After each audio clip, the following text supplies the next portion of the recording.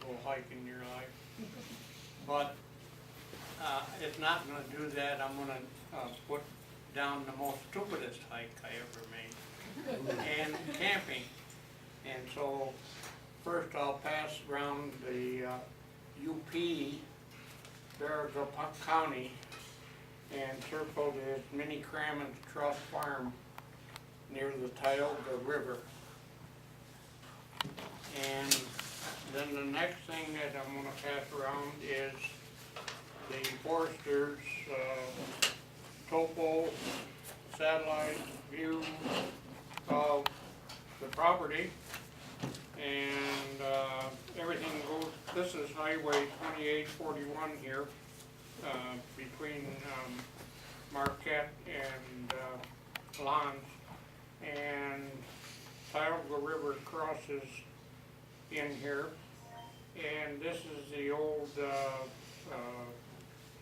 there's an electric line here, this is a power line here, the Tioga River goes up here, and then the north branch goes this way and the other part goes this way, and our property is located in here, and the only way you get in there is from Cozy Inn here, and you get on what's called the old Tioga grade. Tioga's a ghost town over here. And then you pass the Platte Creek, and you have to, the bridge was out, so that was a trail to go in to get there. And also, that time the bridge was out, and my quad anyway, and I'll pass this around. But the stupidest hike I ever made was either my hiking, my hunting, where I sit out in the weather, in the snowstorms and rainstorms and everything else. And this is 20 or 10 pounds in weight. Okay. This is Gore-Tex. It's got an inner liner, the outer part, and polyester lined in it, all Gore-Tex, and the snow pants. And I'd sit out through snowstorms and rainstorms and all the rest on a chair and hunt it all day. And of course you have to have your swampers,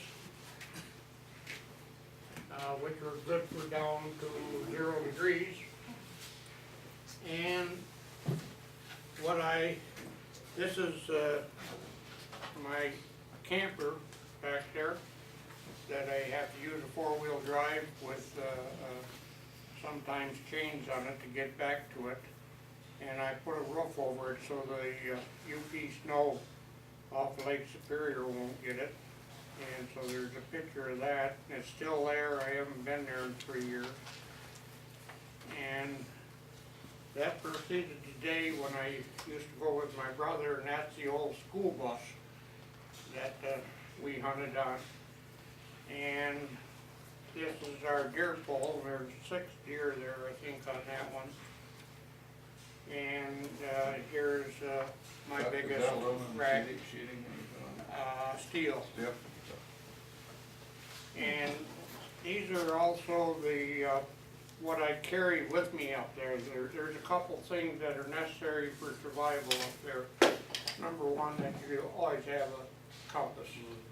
And so that's my $50 compass that I use for looking through here, looking in the mirror, seeing this, and laying out grid lines where I've laid out the land up ahead there. So what's your school bus, Charlie? That's my brother's school bus at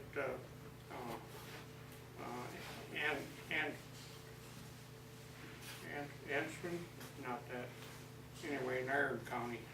Okay, so it's like converted into a camper? Yes, it's 1975 GMC, and had no brakes in it. We used to store it up there, 6 of us. And then this is my AT defense, and for anything, is my This is skinned out deer, gutted them out, it's stainless steel hardened, and it's $20, but that's your defense of anything and everything. I've opened tin cans with that even.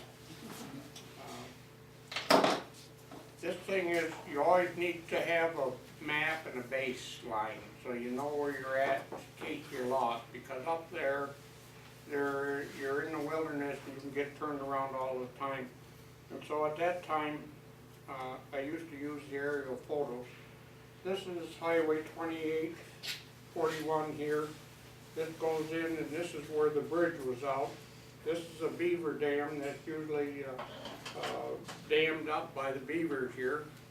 And then as you go on, you get on this dirt road and you cross the old Sioux line, and that's your last thing other than the power line. And anyway, you learn to different spots. Up there, you don't want to go through the swamp. You always try to go through the highlands, and you can see the forestry part of that there as compared to the other part.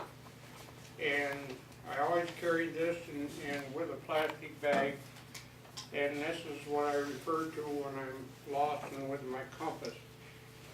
And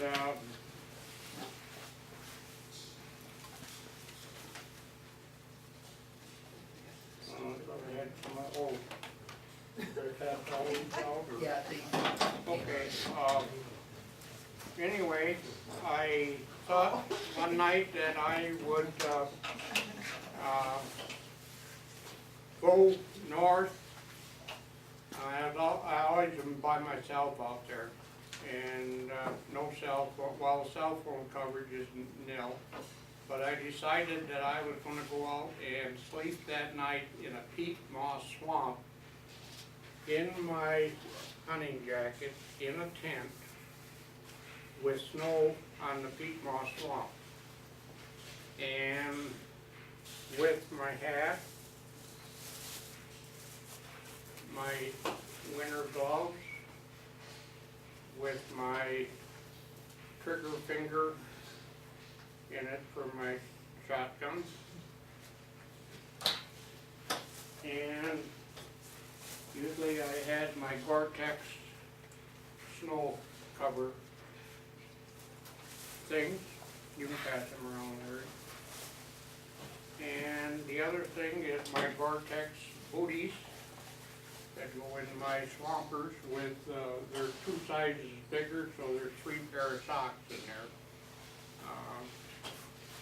And of course you have your poly pros underneath, and with that and the hat, and if you want you can use your face mask here, or you can use your bacala, which I'm sure you're all familiar with. I always knew you were an Irish terrorist. I always knew you were an Irish terrorist, now you're tripping. For other conditions, you always have your gators, Gore-Tex gators. Those went all the full way Appalachian Trail. And anyway, the only things I didn't plan on was that it snowed that night, and the balsam trees all had snow on them. And of course, that big old 10 pounds of thing became 15 pounds. And so I still had to cross the north branch of the creek, and then I tented on peat moss with about 6 inches of snow. And I made it through the night, luckily. But I was scared, and I don't think I'd do it again. But it can be done if you plan accordingly and if you have the right things. And the next day, there were no deer tracks in that peat moss swamp. I thought I was going to get big Methuselah with horns like that, you know. happened, and so all I wanted to do to get my way back out and get to my tent site. And that, Larry, is the most stupidest camping, hiking thing I ever did. Thank you.